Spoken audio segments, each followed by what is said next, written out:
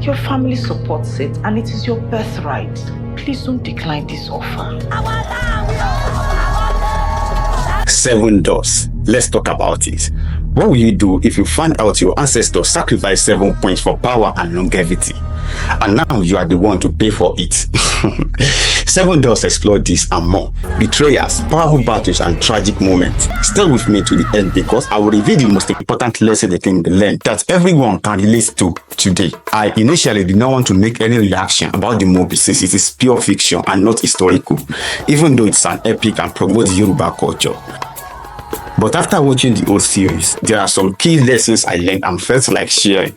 Massive kudos to Adebayo Tijani, the director of the movie, Femi Adebayo, Chioma Chukwuka, Muyiwa Ademola, the Elon Musk of Ilara, Vijay Vidan of Ilara, the Ilara chiefs, Kola Jeremy, Aliu Gaffa, who acted the Isusu, and so on. Let me start with this. I am still wondering why people keep saying the movie is a true life story when it was clearly written at the beginning as a work of pure fiction. It even states that it does not infer or clone historical authenticity or accuracy in terms of the names, places, characters, and so on there.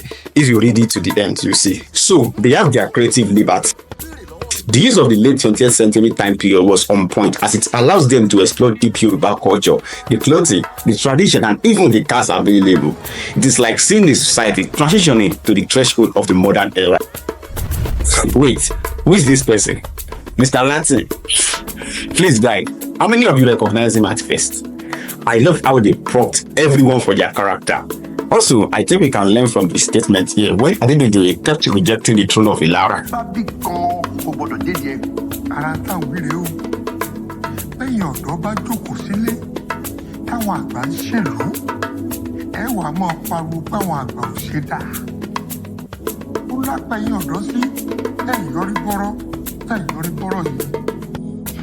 Do you agree with him? Do you think the right youth in Nigeria have the opportunity to find themselves in the corridor of power to bring about change? Or is it just some youth being propped to follow in the footsteps of those already there? Massive kudos to the introduction of the Igbos into the movie. We need this kind of films, especially at a time when tribalism is in the air. I love how the Igbo family also supported Adedunjoye with everything they had, preparing and fortifying him to face Isusu. But let us note this, I don't think they did all that just for their daughter. Adedunjoye must have been a good husband to his in-law as well. There is a lesson to learn there. And this guy who has been trending since the movie came out, man featured in only one scene and nearly killed the entire community. If he appear in more scenes, kudos to Yemi Elesho. That scene alone showed his versatility. The way he was grabbing and struggling with the steering with full attention was so real. His willingness to sacrifice his life for the king, as heartbreaking as it was, also showed the praise the king had shown to his family, not wanting any harm to come to the king. Sadly, he paid with his life. Chiamaka Biolori, acted by Chioma Chukwuka, convinced her husband to accept his birthright and promised to stand by him, even offering her shoulder in case the king ever got tired.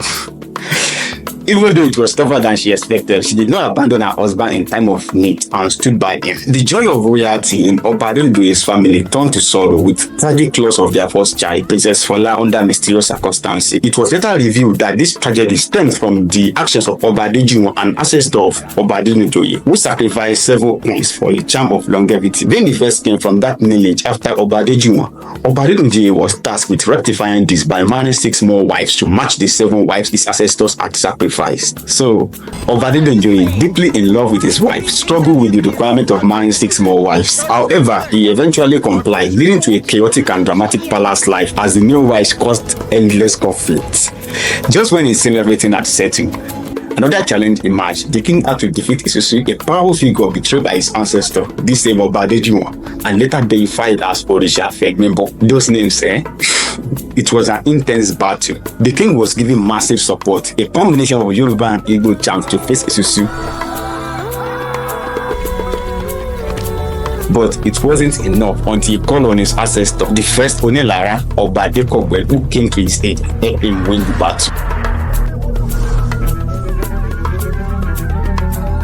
One last lesson I want to share is when the king questioned the Ifa chief about why no one told him what had happened in their family. The Ifa chief replied that he should have been taken to the orator in their family to learn everything he needed to know before assuming the throne. So you see, the place of history is ever present. Before assuming any position in life, it is important to know what has happened up to the present time. The movie was top notch. I can't give any critic as it was pure fiction, and the narrative is in the hand of the director. So, what do you guys think of the movie? What did I miss?